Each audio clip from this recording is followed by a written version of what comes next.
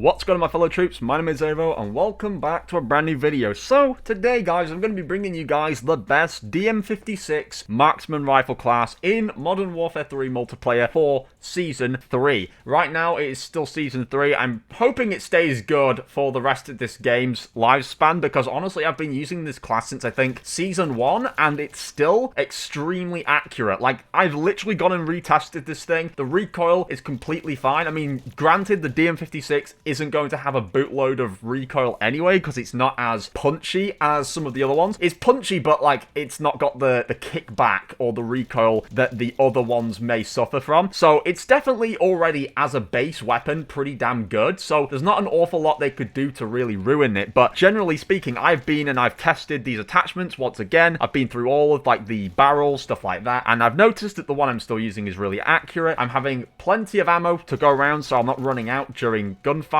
This weapon doesn't use an awful lot of ammo anyway because it is a single fire weapon, and it has perfectly accurate sights, ADS speeds, everything. So if you guys want to have the best class possible and you want your gameplay to look like this on screen, be sure to stay to the end of this video to get all of the information that you need for this weapon, including the actual weapon attachments, of course, and then obviously the class setup with all the additional boots, the gloves, the gear, the vests, all that good stuff, just to really round out your weapon and make it as best as it possibly can be. So if I'm going to generally speak about the DM56 as it is for anyone who isn't like too familiar with this gun, if it's not something you would usually use and you're just using it for the camera grind, it's probably one of the more accurate ones in there because I've obviously done Forged and all those other camos for this gun. I've been through it, I've talked about them, and I'm pretty sure the DM56, to my recollection, was one of the better ones because it just has perfect aim, and it's not even like you have to do a lot to make the aim good. You literally can have a really nice optic, a perfect barrel on, and just have some stock on, and that alone makes it super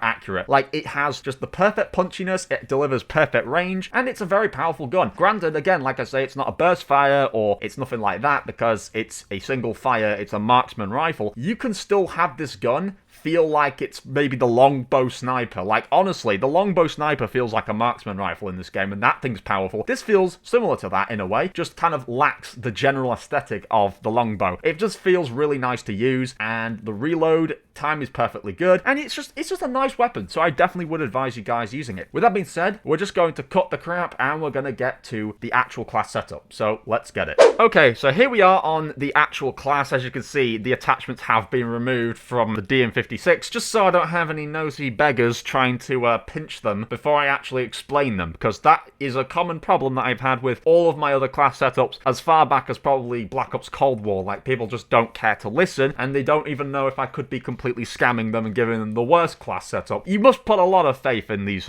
content creators, I have to give it to you guys. But anyway, so yes, DM56 is the primary. We've got the secondary. I'm just running the Core 45. The vest we're running is the infantry vest. This is just the standard one that most people use, but the reason we're using it for this type of weapon is it's going to increase our attack sprint duration and refresh time, which is super useful with a marksman rifle. We don't want to feel like we're being weighed down a lot. I mean, granted, you don't feel as weighed down as, let's say, the launchers or the LMGs, but it definitely is something you will notice whilst you're trying to reactivate attack sprint. It just feels a bit slower when you don't have this on, so this is going to make it feel nice and quick, and it's just going to make your movement generally a lot quicker. Now, I'm running the stim as the tactical and the drill charge as a lethal. That's just personal choice, and then running the munitions box as the fill upgrade. Granted, I don't really change this too much anyway. I just like to have that additional ammo and all that good stuff. Then I'm running the gloves, which we are running the commando gloves. This is going to allow us to reload while sprinting. Again, you don't want to feel all those like annoying little reload delays and all those kind of penalties that you usually have with a marksman rifle or a sniper rifle, because generally I notice this a lot where you're with a marksman rifle. Not only does the attack sprint usually feel kind of slow to reactivate, but then you have problems reloading whilst you're sprinting and all that kind of stuff, and you don't want any of that. So this is going to be very good for that. Next, I'm running the boots, which is the stalker boots. This is going to increase our strafe and ADS movement speed. These are two things that you will want to have improved on a marksman rifle. Granted, you're going to spend a lot of time going in and out of the scope or ADSing. You're going to want to have improved ADS ADS movement speed and strafing speed. So if you don't know what strafing speed is, it's literally just the speed of you moving like this. So strafing is literally the act of moving side to side as you're shooting, and you're going to probably do that a lot whilst using the marksman rifles. Next, we are running the gear, and I am running the Ghost TV camo, just so that whilst I'm moving, I can stay hidden from UAVs, you know, that kind of stuff, heartbeat sensors. I don't really think people use heartbeat sensors in multiplayer, to my knowledge. They've kind of fallen off since the 2020 days, but hey, people still use UAVs for sure, and, you know, enemy radar sources and stuff like that. You don't want to be spotted by them, so yeah, that's why I'm running that. Now, let's get to the actual attachments now for the DM56. The first attachment I am running, of course, is the barrel, and the one I'm running for this class is the HGL92. This does give you a bipod mount, which is quite nice, but the main things we're looking at here is that it gives us that increased aiming idle sway, which is something that is very prevalent on marksman rifle weapons, obviously. And then obviously it gives us that recoil control and gun kick control, as you can see right there as well. Now, it does take 3 hits to ADS speed, but this weapon doesn't have a very slow ADS speed anyway, so you don't actually feel this. And just from the gameplay I've shown in the intro, like, the ADS speed isn't slow, so this doesn't actually matter at all. And the other cons are obviously very minimal, so you will not feel them whatsoever. The next attachment we're running is the laser. For this one, I'm running one of our trusty olds, and you guessed it, it's the FSS OLV laser. This is an awesome laser to use on this weapon. It's going to bring up that ADS speed. This is partly why you can't feel much of the ADS cons from the barrel, because this laser does a great job of improving it, and it gives us that additional sprint to fire speed improvements and aiming stability, which is awesome. I am now running the magazine for this weapon. The one I'm running is the 40 round mag. Granted, you probably don't have to run 40 rounds. You could probably just run the 30 rounds for less ammo, like just 10 less, and you probably wouldn't feel it too much. Granted, you're also going to lose 20 from your reserves as well. And the reason I say it doesn't matter that much is because this is a single fire weapon, and the chances that you're going to run through all 40 of these rounds in one live, it's very unlikely. But I've gone with the maximum just so I have the potential to go for as much kills as possible, and if I was ever trying to grab a nuke, this would allow me to. But it doesn't mean you have to use it, because like I say, a single fire weapon goes through ammo very slowly, and you're probably going to die a lot quicker than you actually manage to get to the end of the magazine anyway. So 30 rounds is also fine as well. But if this would have been a burst or a fully automatic, I probably would have definitely said go for maximum, but that's what I'm running. And I'm also running the optic. The optic that I'm running is the X10 Angel 40. Now, this one's a bit of a scroll to get to, but it's basically this kind of ACOG scope, and I think it just works really, really nicely over some of these other basic kind of reflex sights. I think reflex sights are nice for some of the SMGs, the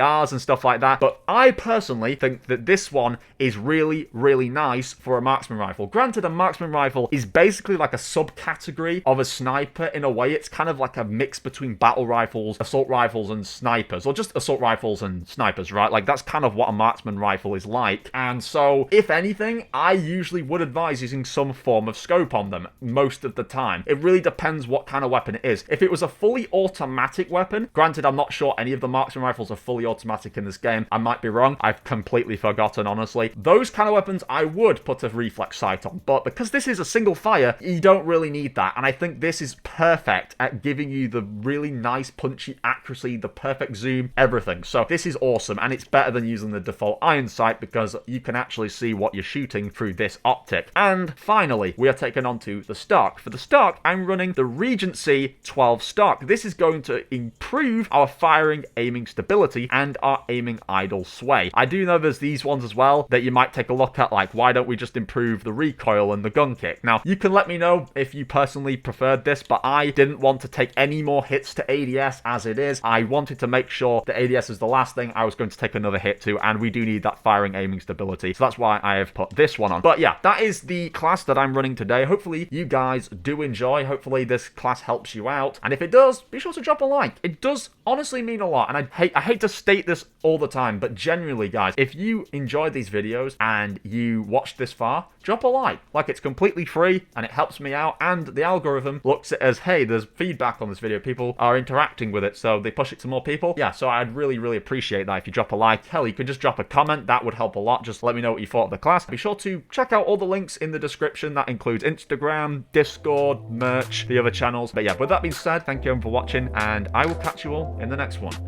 Bye, guys.